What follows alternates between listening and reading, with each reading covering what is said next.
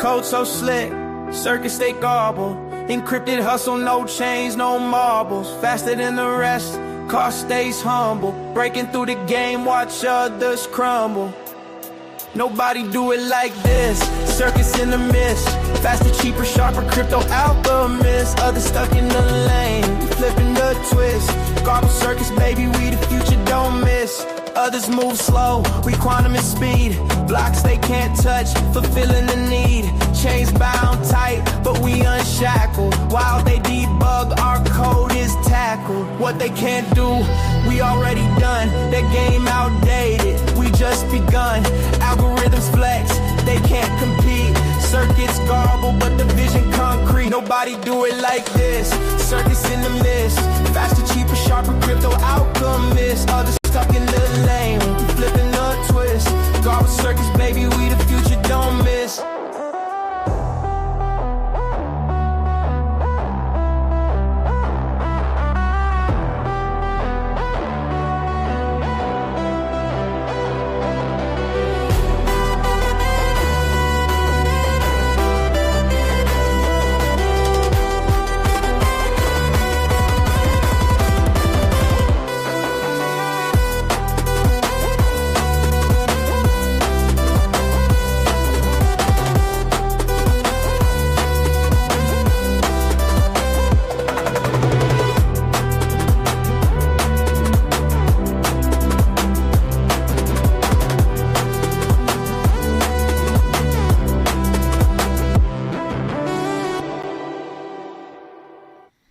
What's up, guys, and welcome to episode 41 of COTI Confidential on this Tuesday, November 18th.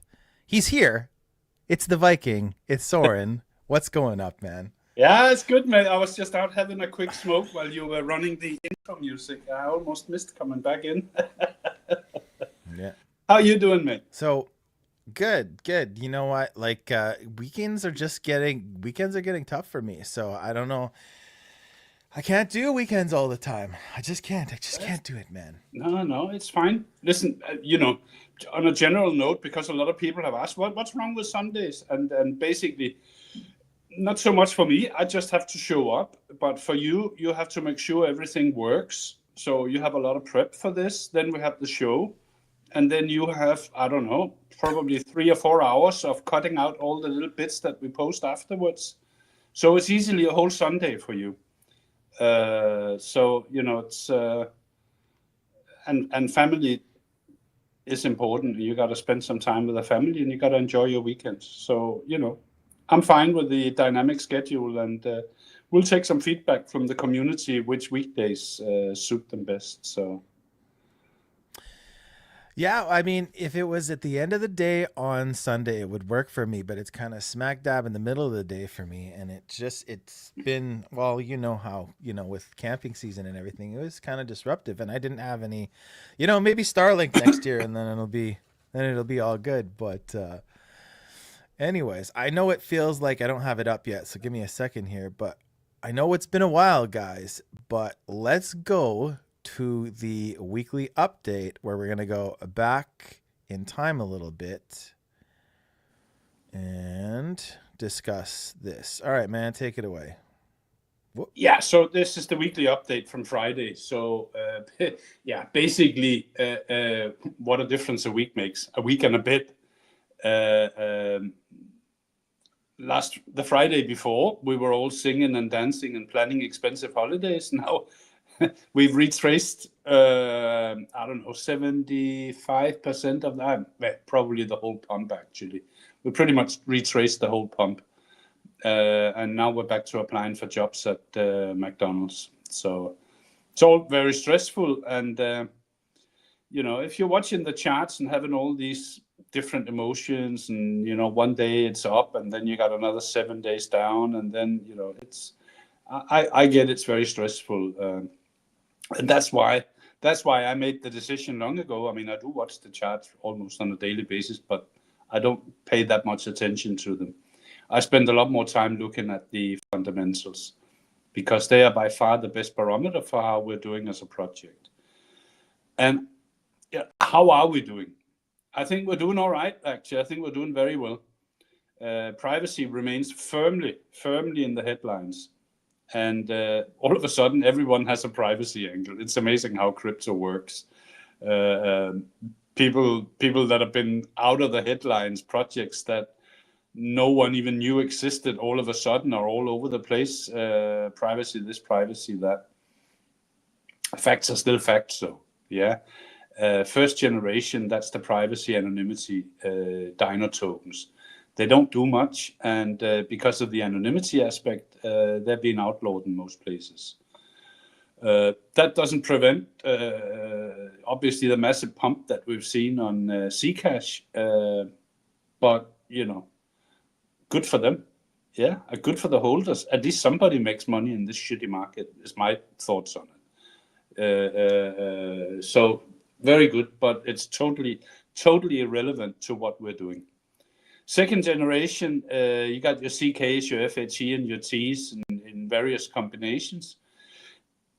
They either don't do enough, or if they do what you need them to do, they do it very slowly and very expensively. And then you got the third generation, which is MPC protocols like Garbled Circuits, EVM, on COTI, which is cheap, lightweight, compliant, auditable, and verifiable. Everything you need. Yeah, you can run it on your mobile, you can run it on your iPad, you can run it on your desktop. There's no limits, and you can't say that about pretty much any of the other stuff that's out there. It's everything privacy needs, and that's where COTI enjoys a huge advantage. We started developing exactly for this scenario years ago, and we're live, deploying use cases at a rapid clip. Yeah, so this is definitely our big advantage. And I didn't put this in the update, but but people keep talking about it, especially now that we're retracing this pump. People are starting to question these things again. Why are we where we are? What's our disadvantage? Because we do have some disadvantages. Yeah, and one of the biggest disadvantages is that we don't have the track record yet.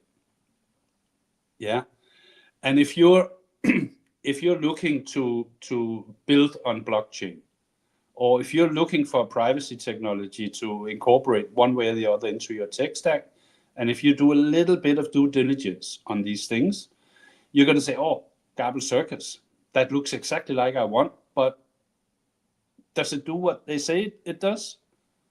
I'm not so sure. That's what people will say, because we don't have the track record yet. But we're getting there, and we're getting there fast. That's our biggest disadvantage.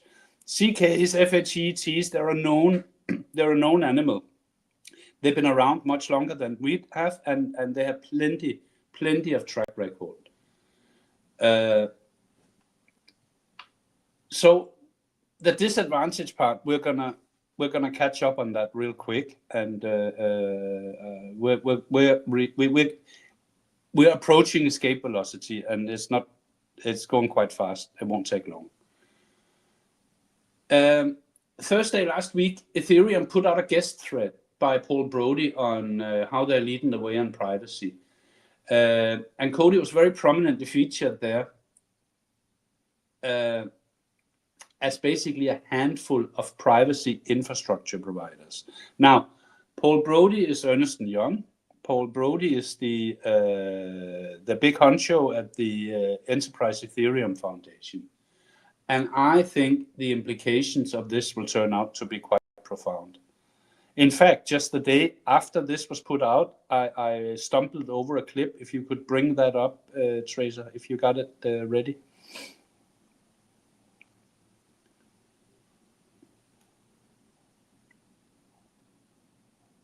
I can't hear you. Can you see it? Yeah, no, I can't see it. But I'm going to assume it was the same as last time. Everyone else can see it, but not me. So basically, it's a random Ethereum maxi account. Got about 15,000 followers. And he's basically quoting directly from this new toolbox manual from the Enterprise Ethereum Foundation, a paper that Paul Brody sent out, where we're listed as one of the 4 or 5 infrastructure providers. And that's why I think the implications of this will be profound. First of all, Paul Brody isn't just anyone. He's got a massive reputation, both in blockchain and in real world, as opposed to blockchain. And he heads up the Enterprise Ethereum Foundation. And it's important to understand that you know, when companies want to build on Ethereum, they don't go and ask for an audience with Vitalik. Vitalik's got nothing to do with any of that. Vitalik thinks the heavy thoughts, the deep thoughts, and sets out guidelines, and you know, he does all his clever stuff. Nobody, probably very few people, do it better than him. Paul Brody is a different animal because he heads up the place that when you want to build on Ethereum, that's where you get sent. So you go there and you say, I want to build on Ethereum. What have you guys got to offer me? And, you know, so basically they have this toolbox and they say, okay, you want to do this, you pick out from these bits and pieces. You want to do privacy, you got 5 infrastructure providers here that we recommend. And there is going to be tens of thousands of new entrants to the Ethereum ecosystem over the coming years. And they're all going to get this toolbox handed to them. Yeah. And we're mentioned in it. So, you know, everyone keeps talking, Vitalik doesn't love us, this and that. Well, Paul Brody does. He knows us very well. He knows Joshua very well. And I'm assuming he probably knows Shahab very well too. And he likes what he's seeing. That's why we're there. Yeah, he understands what it is and he understands the value of it. Yeah. So you know, this is very, this is much better than Vitalik talking about garbage circuits and COTI and all that. You know, if he does that, we'll get maybe a 5% pump, and then the next day we'll bloody retrace it again. Yeah, I'd much rather be part of the solution when real world enterprises come to Ethereum, because they will in their thousands. So that's that part of it. The builders at Yarrow have been super busy as well. And actually one of my favorites was a post put out by Joshua featuring a young man called Jordan. You should go look him up. His handle is @NASCAR driver. And he was using COTI's privacy layer as a backend to easily decrypt all his data. Now, normally he would have used Google Cloud for this, or he has been using Google Cloud. And his comments basically were, you know, Google Cloud's more expensive by a long shot than COTI, and doesn't have the privacy part. In fact, Google gets hacked regularly. Again, maybe not regular, probably putting a little bit too much emphasis on. But you know, you have these hacks. Yeah. So he's now using COTI for what he used to use Google Cloud for. And the big light bulb here, the big light bulb moment was that it's just as fast as Google Cloud. The latency is actually maybe, you know, slightly better or slightly worse, but by 0.01 or 2 milliseconds. It's nothing. So the latency, for all intents and purposes, is exactly as what you would have with Google Cloud. And that is absolutely massive. Yeah, I think, you know, it's gone a little bit under the radar, but that is actually a huge thing. So yeah, it's quite amazing. And you know, I keep saying this, and I'll keep doing it until I'm blue in the face. There is no one else who can do this. There's no one else who can do what we can. Track record, word of mouth, escape velocity, only a question of time. That's all it is. Now, talking about these proofs of concept and track record, COTI they've actually put out a couple of demos in the last week, showing how you can set up wallet privacy with a simple on and off toggle, exactly the way it's been built into PrivX, and we're all soon going to see that in the wild. There was also one today which was quite simple, but basically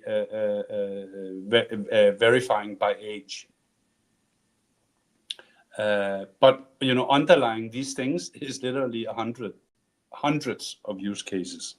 Yeah, it just shows in principle what you can do with the system. UI, user interfaces, that's where blockchain normally fails miserably. And by making that a critical component for attracting more users to COTI network, if we do this right, the business development for COTI Ship, for Vlad, for Prince, you, I, Shahaf, Joshua, everyone gets a hell of a lot easier. And I think the user interface on Privex is, that's an example of it being perfectly done. Back to we talked about it quite a lot in the past. Verticals. So different segments of the market, verticals. COTI Network announced a new partnership last Friday actually, with Agora, bringing confidential, low-fee, real-time auctions into our ecosystem.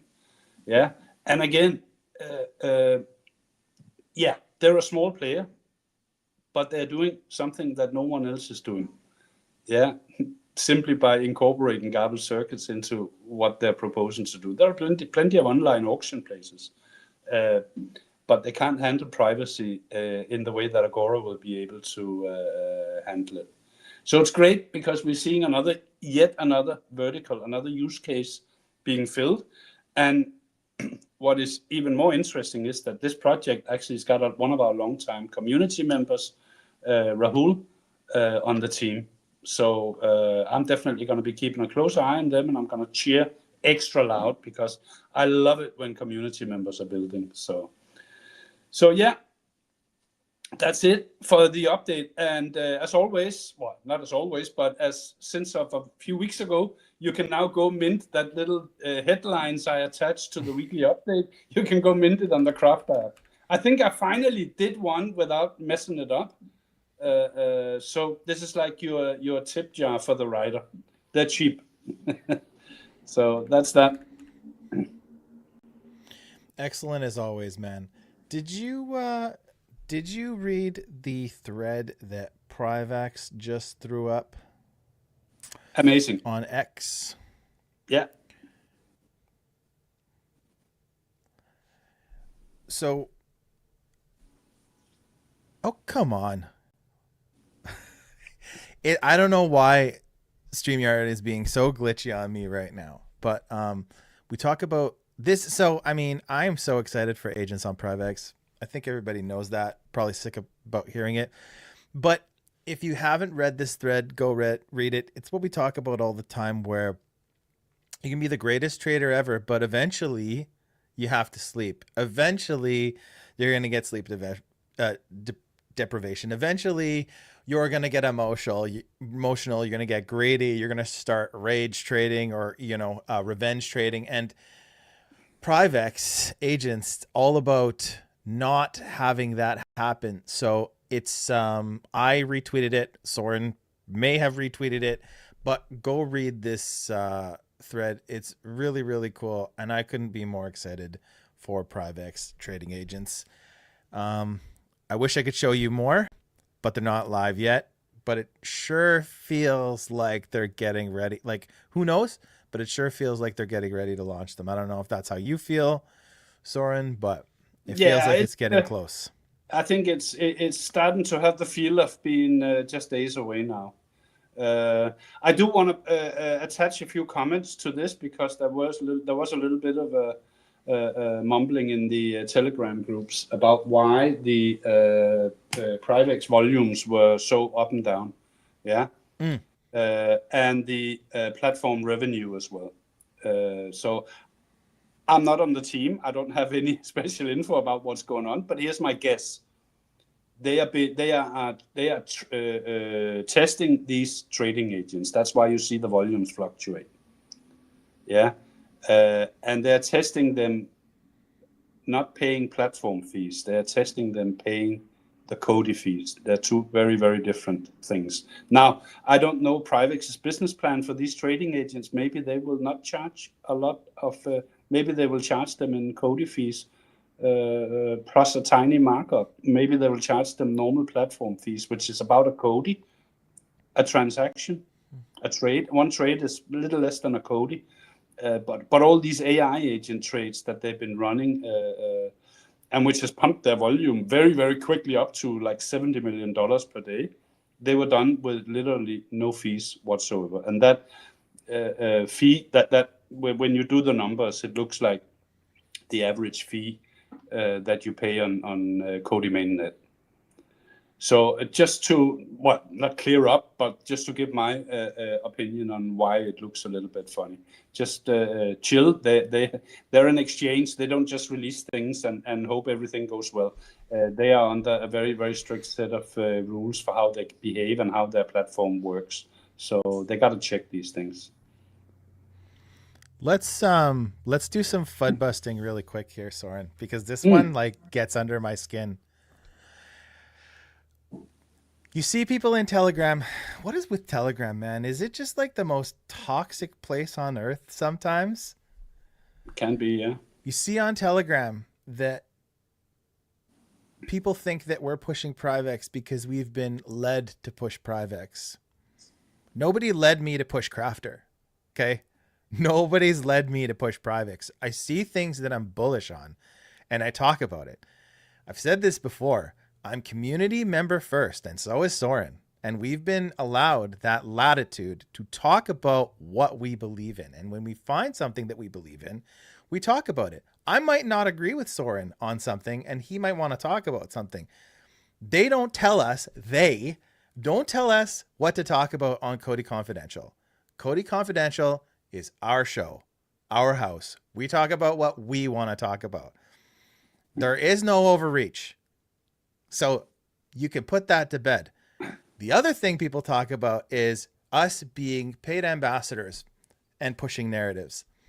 To think that Soren and I would bypass our integrity for the honorariums that we get to mostly focus on business development. It's crazy, man. You guys are out of control. Find something else to talk about. What happens on COTI Confidential is purely our prerogative. And I'm just going to let you kind of, piggyback on that a little bit, Soren. Yeah, I mean, with regards to Privex, yeah, I'm simply of the opinion that for now, for the time being, Privex is our killer app. When they switch on those agents, you're going to see daily volumes pump to $200, $300, $400 million very, very quick. Mark my words, yeah. It's very quickly going to pump, yeah. And that's going to get us attention, yeah. And in fact, I think it's going to be quite beneficial for our token price. So that's one thing. The second thing I want to say on Privex, and I don't want to go into too much detail about it, but when we had the October 10th crash, I had a position on Privex. I got absolutely wiped out. I had a very conservative stop loss, and I got completely wiped out. So I had no favors from Privex in that regard. I haven't even had a I'm sorry note from Fonso, who is their community manager, who I communicate a little bit with sometimes. Now, so that's the Privex part. We're not being pushed to promote Privex, but they are the shining example of a killer app, because they do something that a perp dex doesn't normally do, and they are very unique. Their user interface is going to be absolutely amazing, and they're going to get us all the attention that we need. I'm hoping, of course, that we'll have more killer apps in the future, but for now, Privex is it. Now, with regards to being a paid ambassador, I would put paid in inverted commas. We do get a little bit of money. We don't get paid in COTI. We get paid in USDC. A lot of people ask about that. Yeah. But I think both for Tracer and me, and I think we've both been very vocal about it with COTI, that this is a labor of love for us. We're super happy that you want to pay us for it, but it's a labor of love. It's not a whole lot of money, but of course it's better to get paid than not to get paid. Yeah. The only rule we have as ambassadors is don't say anything that you don't want on the front page of the New York Post or the New York Times or whatever it was in the morning. Yeah. So don't go around saying stupid things. Other than that, you can do as you like. Yeah, you can promote as you like. And COTI Confidential is not just you and I sitting here. It's the Telegram group. And this is an initiative to educate community members on what the COTI ecosystem is doing. And we're educating people one by one by one. Yeah, and there are people that we're never going to educate, and that's fine. There are people who just want to trade and focus on token price. But for those who actually take an interest in the ecosystem and don't have all the time in the world to do what we do, we educate them on what's going on, and then people can make up their own minds. Yeah, so that's my thoughts on it. The guardrails for us as ambassadors were very specific, and it was something that I really keyed into when we were first talking about it. And it's basically those guardrails are there limited to when we are carrying out ambassador duties. COTI Confidential is not carrying out an ambassador duty. This is why we have the latitude to speak how we want, right? And yes, of course, there is some correlation with Shahaf being super bullish on Privex, leading to us being super bullish on Privex, but he knew what was coming before all of us, and that's why he's so excited about it. One of the biggest things I'm excited for with Privex is attached to agents, but it's not just agents. And this is something that you haven't heard Shahaf talking about for a while because the big push is on privacy. But let's not forget what agentic volume means, right? And it kind of leads into what Soren was saying about platform revenue and volume. Agentic volume can bring us to numbers that humans can't understand. Agents can go in and out of trades faster than we can think. Agentic volume, like obviously with the fee structure that was chosen, I mean, not obvious, but this is opinion. But obviously with the fee structure and the way things are, put together for the COTI network, agentic volume was a big part of why they decided to be the cheapest thing out there, right? Yes. As well as, wanting to get into the CBDC realm and stuff like that. So let's not forget about agentic volume because it's a keyword that we haven't heard Shahaf talking about for a while because the big push is on privacy because that's the narrative. But that's another big thing coming for us. Yeah, you look at these, just a comment on this agentic volume. Again, my best guess, just by using common sense, yeah, they have been testing one, maybe two trading agents, running them on very, very tight parameters. Because they're not trading with monopoly money; they're trading with actual money. Otherwise, you can't test them on bloody monopoly money here. So they're running on very, very tight parameters. And this one, maybe two agents generated 20,000 trades in one day. Now, imagine switching on 50 of them. And if you think that's hopium, you go and look at the Privex page. There's 200 of them already lined up waiting. Now, let's say half of them are just people playing around and set up a trading agent, and they're never going to touch it. And so that's 100 left. Out of that 100, let's say half of them, yeah, that was fun, but that's not really, it doesn't really do what I want. You're still down to 50 that run at somewhere between 10 to 20,000 trades per day. That's a million trades per day. Yeah. So you basically take the trading volume, which was what, 65 million? I'm going to do the math real quick. Multiplied by 50. That's $3.25 billion. Now you go to DeFi Llama and ask and tell me where does 3.25 billion trading volume per day, where does that put COTI on that list? Top 3. Yeah, I'll save you the trouble. I'll give you the answer. Top 3. And how much attention do you think we're going to get when we all of a sudden pop up in top 3 over perp dexes? Yeah, Guys like Win, guys like the White Whale, who's just left Hyperliquid, who's had a falling out with them, who's looking for a new home. People like that, of course they're going to have a look. Well, are they going to sign up? We don't know, because they'll probably like that privacy part and not tell anyone about it. But $3.3 billion probably in the next, I don't know, 60 to 90 days, we're probably going to hit that. Yeah, that's why we're bullish on Privex, not because we've been told to. Come on, guys. I'm bullish on Privex because, like I've been saying for a while now, it's going to take one product, one nation, one legacy, one legacy product, piece of the puzzle to give us that recognition that, okay, this is the real deal. And this is what we're waiting for. We're waiting for that one spark. And Privex could be that spark. So that's why I'm bullish on it. And here's something that we don't agree on. Yeah. You keep calling it Privex, I keep calling it Privex. That's right. So we can FUD bust that also. We don't agree on everything. That's right. Well, I thought I would keep it. We want to keep it linear because there's two ways to pronounce. Well, there's more than two ways to pronounce COTI. So let's just keep it that way. I'm not going to start saying COTI just to annoy you. I remember I was saying it a certain way in my head, and then Shahaf came and made a video, and he pronounced it one way, and I thought I had trained myself to pronounce it the way he did, but maybe I lost that.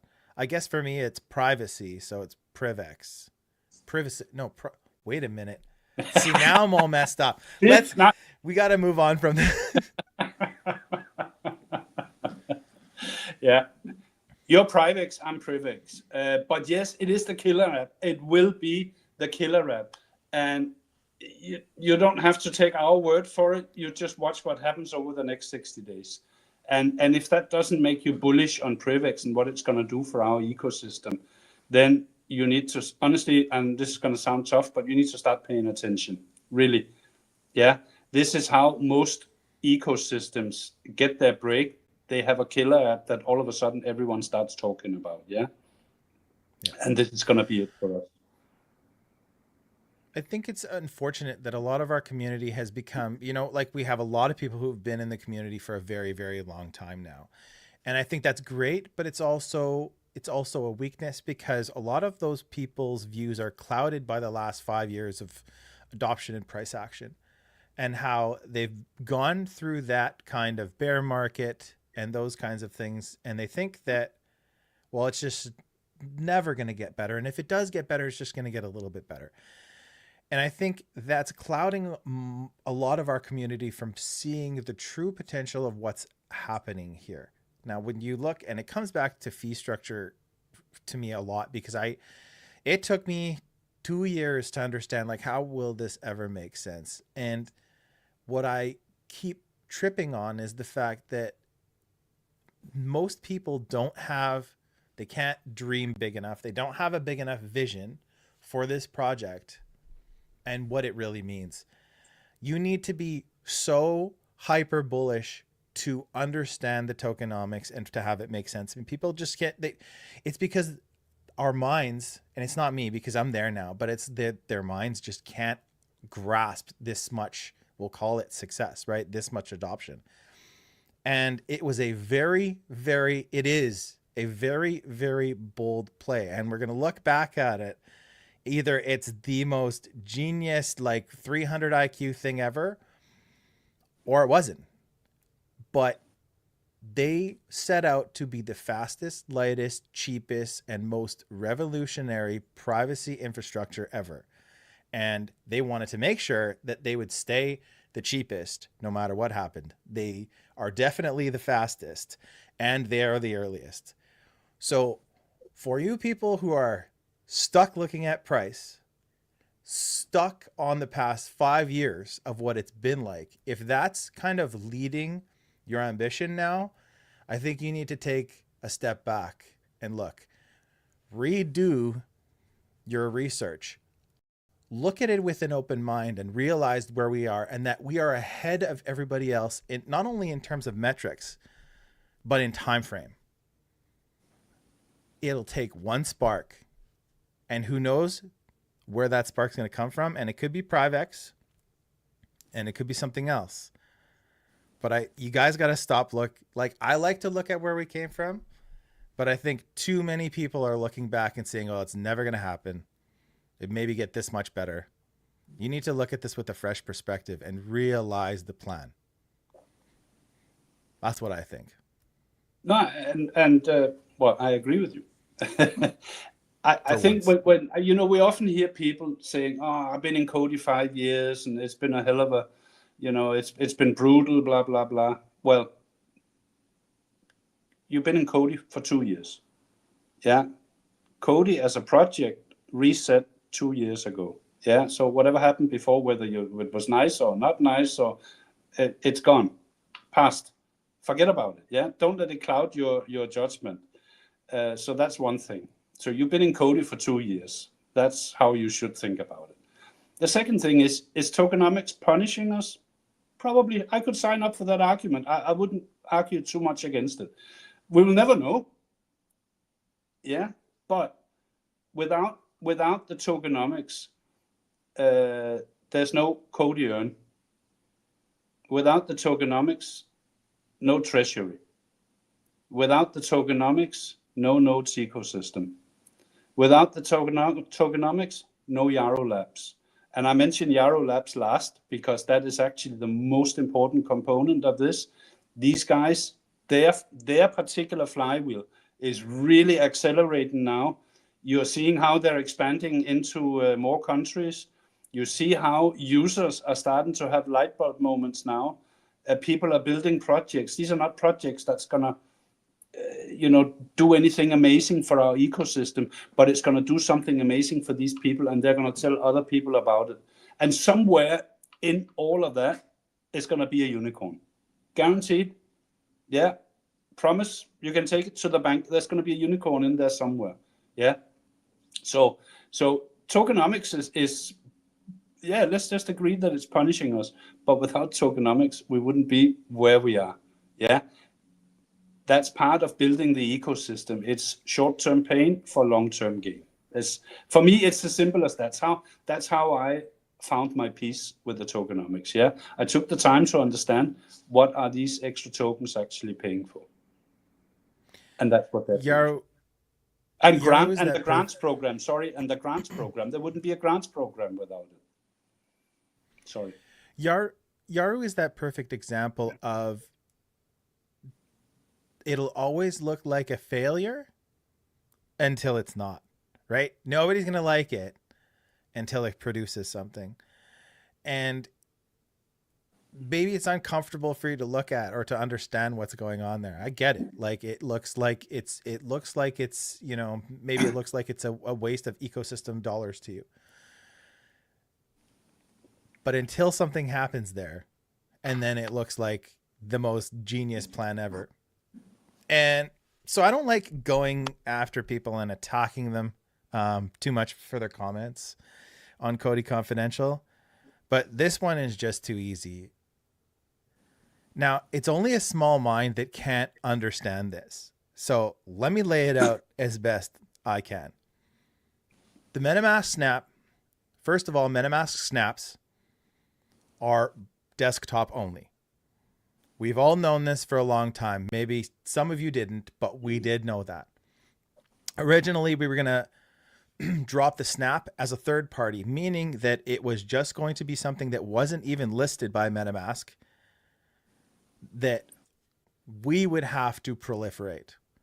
Being able to get the MetaMask snap on the MetaMask store is telling to how significant it is. Now, is it more about the MetaMask snap being something that we wanted everybody using, or is it more about a proof of concept that anybody can go and download and play with?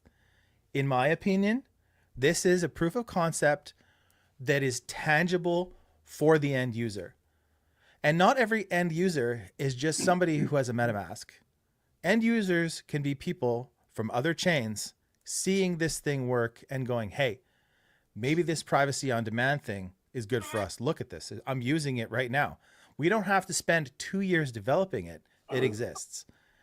So for the people who are fading the MetaMask snap, you're probably looking through the wrong end of the telescope. And that's how I see it. Yeah, I mean, there was a lot of people who thought that, I have the snap, then I can send any token I like. Yeah, and I was initially one of those actually, who thought, okay, with that snap, I can send any token I like to anyone on any network, and if I want it to be private, it can be private. So it works out slightly different than that. So I kind of see why it was whipped up. I kind of see what it was whipped up to be much more of a price pumper than what it actually was, because it had no impact on price at all. Yeah, the way you got, and you mentioned it as well, the way you got to look at this is its infrastructure for wallets. Yeah, now it's MetaMask. Then comes my Ether wallet. Then comes Encrypt. Then other wallets start to look at this. Yeah, payroll providers start to look at this. Yeah, you are not, by the way, you are not going to see how much this MetaMask snap is going to be used. You are not going to see that in real time. These are going to be private tokens. You ain't going to be able to go and find them on the mainnet Explorer because they're private. You won't see them. Yeah. So, this MetaMask snap, just let it cook in the background. It would be my advice. Yeah. And don't worry about whether you think it's a short-term failure or a short-term success. It's as all the other things we're building. It's a proof of concept. It's the basic infrastructure that basically tells wallet providers, here's how you do it. Yeah, and we will add toggles and we will do all sorts of good things and add some features to it. But it's there to show people that we have the basic infrastructure. Not in a year from now, not in phase 4 of bloody midnight, or that comes in end of 26, start of 27, by the way. Sorry, but it is there live now, and nobody else has that. Yeah. And it goes back to what Vitalik said. I want to see, the first place I want to see privacy is at a wallet level. And I want it to be an opt-in, opt-out, not something that gets crammed down people's throats. That's the example of what Vitalik does. He says, I want to see that. And then Paul Brody goes out and finds the people who can somehow deliver that. And that's probably one of the reasons why he has picked COTI for his toolbox. It's funny, you see people, and I mean, I get this, but that you see people saying, well, why is there a toggle? Why would somebody not want privacy? Why wouldn't it just be by default? We talk about privacy by default, but having that toggle actually makes them realize that it's there. You know what I mean? If it just got launched and it went out, let's say it went MetaMask native, okay? They would promote it, they would talk about it, and then it would be what's coming next. And all the new users coming to MetaMask wouldn't really know what was happening. Having that toggle and that selectability, it's another way of reminding you that it's there. So I get it. Noak says 100 live viewers, new record. I think for COTI Confidential specifically, I think there was one show that we had over 500. But like the number we're looking for these days as kind of like a record is like 300 or over 300. So this is not a record, but yeah, good numbers for an unscheduled stream. I totally agree. And we're super happy with every one of the 100. So yeah, but it maybe not one. Most of them, maybe 98. Most of them, 100%, 199.9%. Yeah. So, but this is it goes back to what we talked about earlier. What's COTI Confidential about? It's about educating you on what's going on in the ecosystem and what we think it means for the ecosystem. Yeah, it's not about or it's not about arguing about what's happened in the last 5 years. Was this a success? Was that a success? And it's not about seeing everything with rosy glasses. Yeah. we've talked about the treasury being a complete shit show on more than one occasion. We talk about the bridge being the bloody bridge to nowhere, as the saying so famously goes. So there's a lot of things we can do better. There always is, and there always will be, by the way. There's lots of things we can do better. Yeah. But when you look at all the things we're doing right, we are so far ahead. We're so far ahead of everyone else, it's not even funny. Yeah. Except on track record. Yeah. That's the escape velocity. And things like Privex, things like the Snap, things like the Axelar integration. Yeah, they're going to start to fix the track record part very, very easily and very quickly. By the way, ain't going to take long. It's funny. A little while ago, we started up talking about Crafter back in the day, and finally having toys to play with, right? Other than staking and forgetting it, right? Well, I've finally gotten myself into a routine every day now with a couple tools, and so I posted this a little while ago on X, but it's so fun now that every day, because I used to do this kind of stuff with other chains. And once in a while, I would look at my Viper wallet, for those who remember Viper wallet, once in a while, but there wasn't too much to do there. Now, I have a row of tabs, and they're all COTI V2 native tabs. Carbon, COTI Earn, Privex, and I got to check my offers on Crafter Marketplace, right? So those 4 tabs and treasury, because the APY is really good right now. So I am like rolling the rewards back in quite frequently now. If you're one-to-one with COTI, if you know, you know. But that's my routine now. I get up and I check my strategies on Carbon. And then I go look at COTI Earn and it's like, oh, I got this many TPs today. Cool. And then if I had positions on Privex, I would jump into Privex and look at those and then check the agents tab and then get frustrated that they're not live yet. I can't wait for agents, right? We actually have the flywheel is turning, and I just don't think people realize it yet, but there are literally daily tasks that I have interacting with our ecosystem now, which that didn't exist before for me. And I'm when I kind of finally force myself, and even though I'm in recurring range strategies with Carbon, I still want to look at it, right? I haven't made for many days now. I haven't intervened at all, but I still want to go look at it and see how many trades and see what the spread is, right? But if those things happen when I'm not looking, it's taken care of, right? Recurring range orders is like the most basic version of a trading agent. You know what I mean? And so Privex, with the agents that I've kind of trained a little bit, and not been able to train them. I can't wait to see how they work. I have some aggressive ones and I have some that aren't aggressive. And I just can't wait to play with that. But that's my daily routine with the COTI ecosystem. I literally sign transactions almost every day now, which is something that didn't exist. It wasn't even a thought 3 years ago. Super cool, man. And how many months ago did we launch mainnet? 7? Well, it was like early March, right? Yeah. So 7-8 months.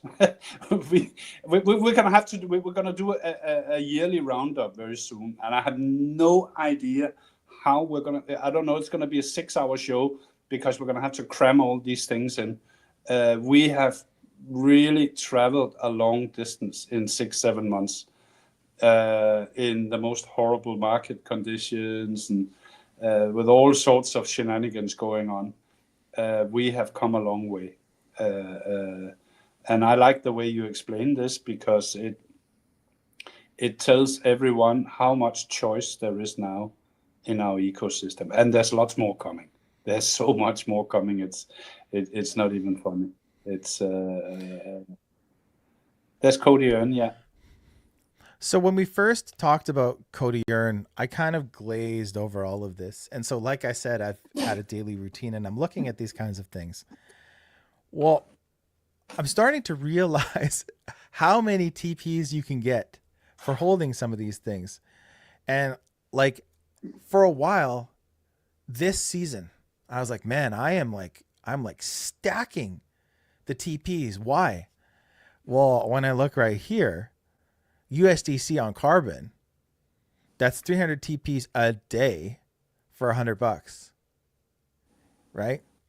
You look at the spread on, like, yes, treasury rewards are a little bit smaller here.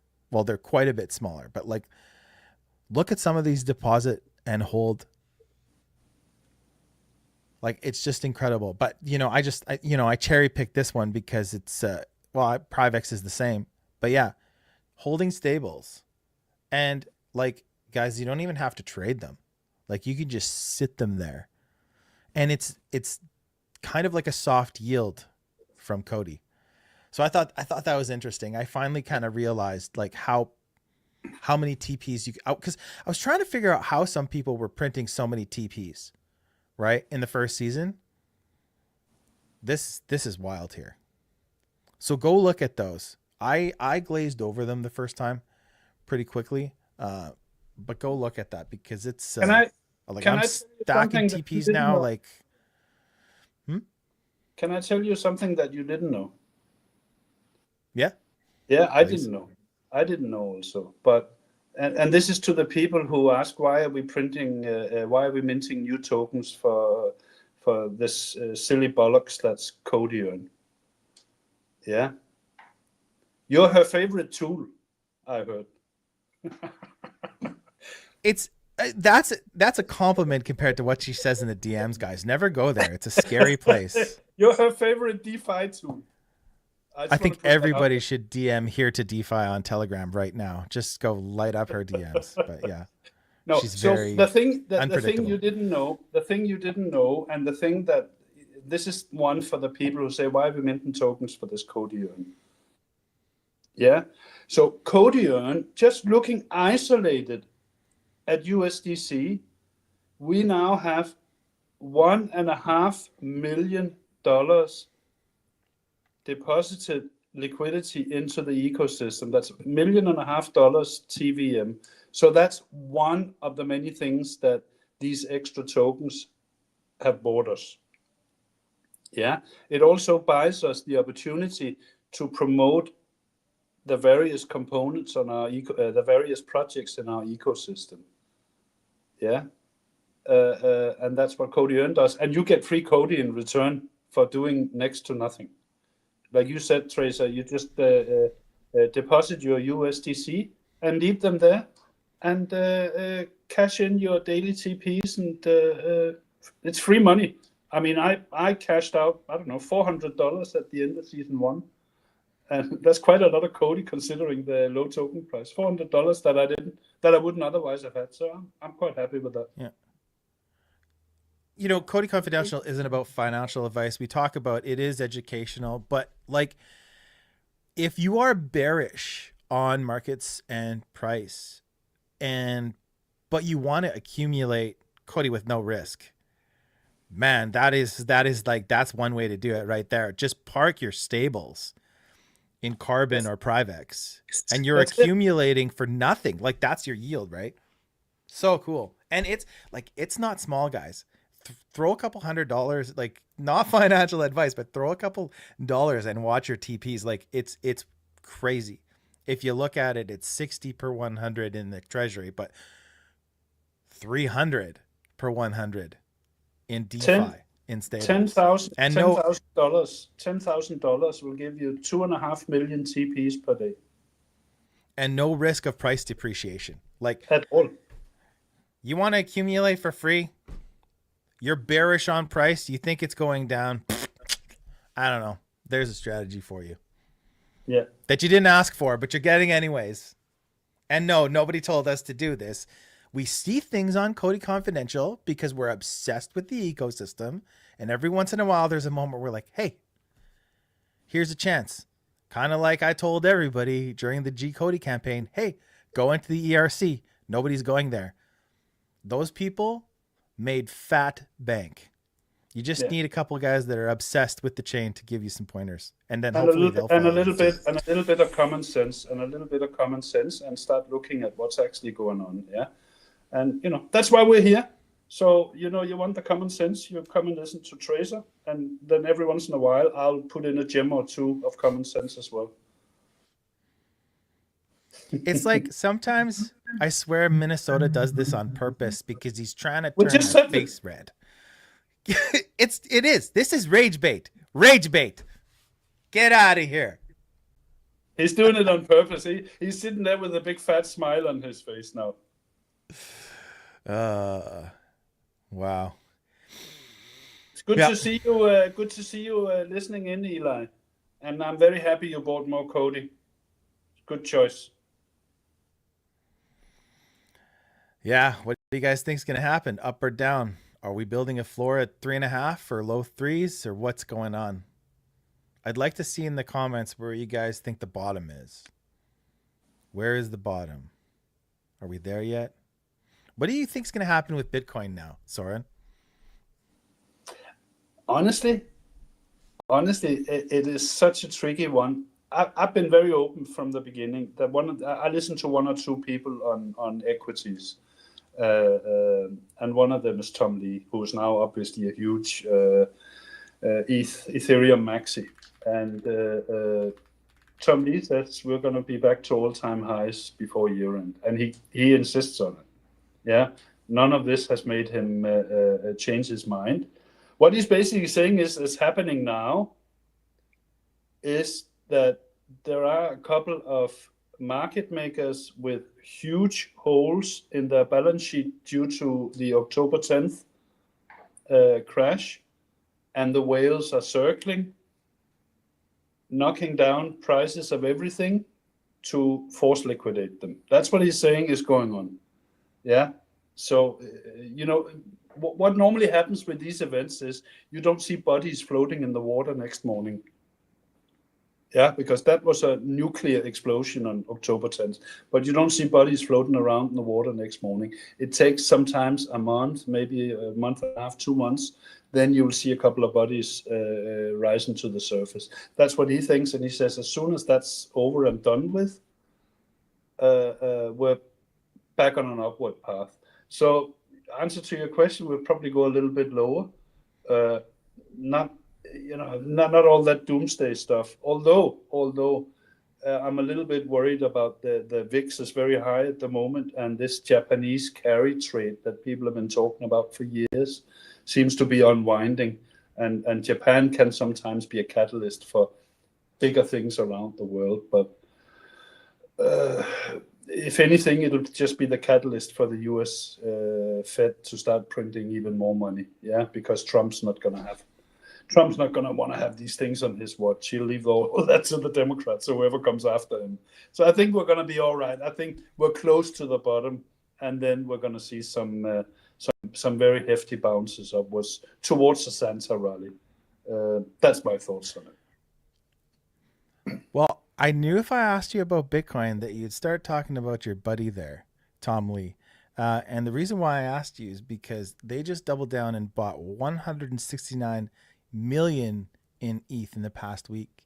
They increased their holdings by 54,000 ETH since the 10th of November. Yeah, they now own and they still have 600 million in cash waiting to buy dips. Yeah. You love Tom Lee, man. So I do because he's more right than he's wrong, and he explains things in a normal, concise manner. And he's been doing this since before you were born, and he's been doing this since I was in diapers. Yeah, the man is not he's not stupid. Yeah, he knows what the hell is going on, and he's much more right than he's wrong. And Bitminer, the company that he's the chairman for, they are now own, I think it was 2.9% of the ETH supply. And that's a little bit more than half of what they want to own.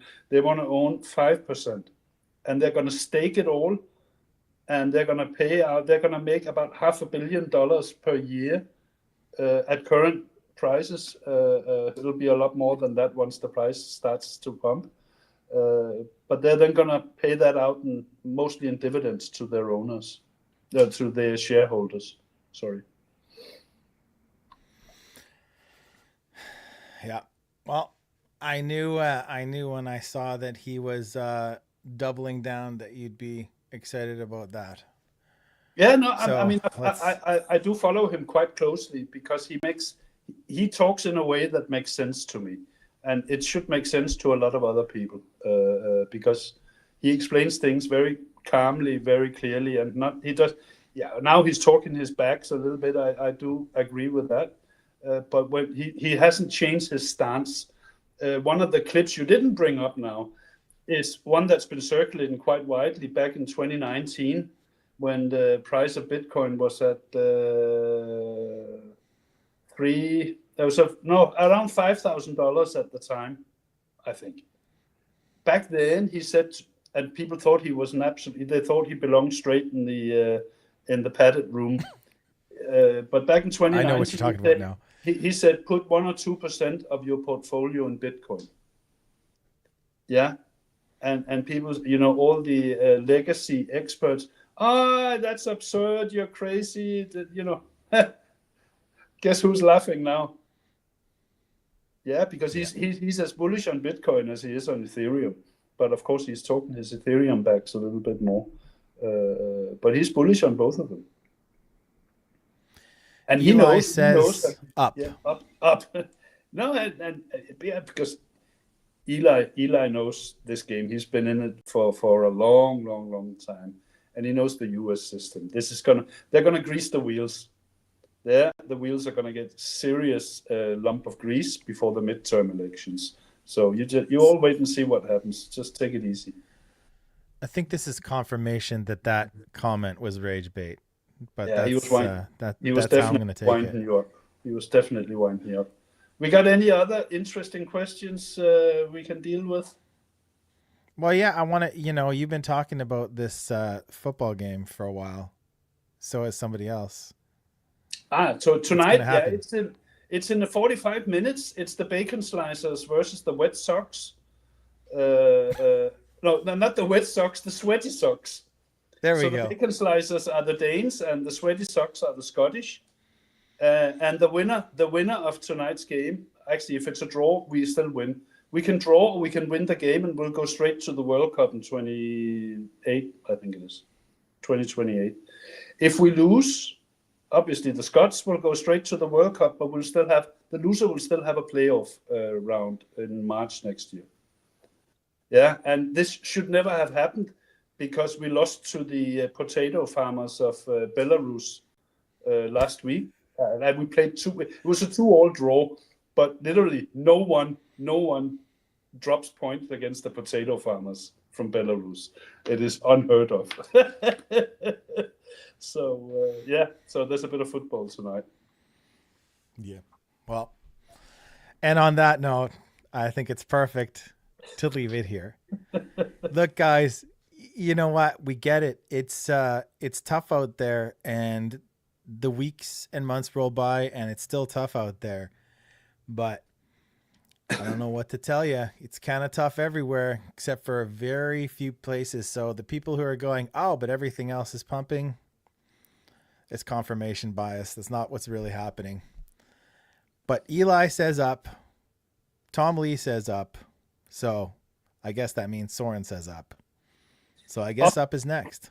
Up is next. Won't be long. It's all about fundamentals. And for me, I couldn't be more bullish on fundamentals. Thank you for taking your time to hang out with us on this Tuesday, November 18th. And who knows when you'll see us again.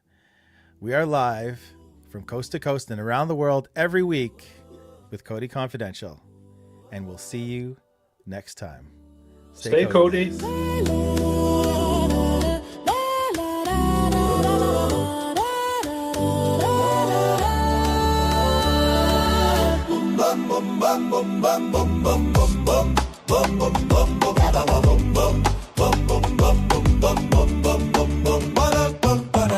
Quarter for it knocking loud. Echoes ripple through the crowd. Nodes are humming, hearts are drumming. Future's here, no time for dumbing. 1-to-1, the ratio's climbing. Outpace the FUD, perfect timing. COTI earn is on the rise. Watch the system crystallize. CBDCs, it's just a matter of time. Q4 is here. Let's go. Get ready. The moment is near. Q4 is here. Q4 is here. Q4 is here. Q4 is here. No more doubt. No more fear. Q4 is here. Q4 is here. Q4 is here. The ecosystem's blazing trails. Innovation tips the scales. It's a slow burn, but the harmony's tight. Blending past and future light. Nodes like veins, they keep us flowing. A network alive, always growing. History bends when we take charge. A legacy written extra large.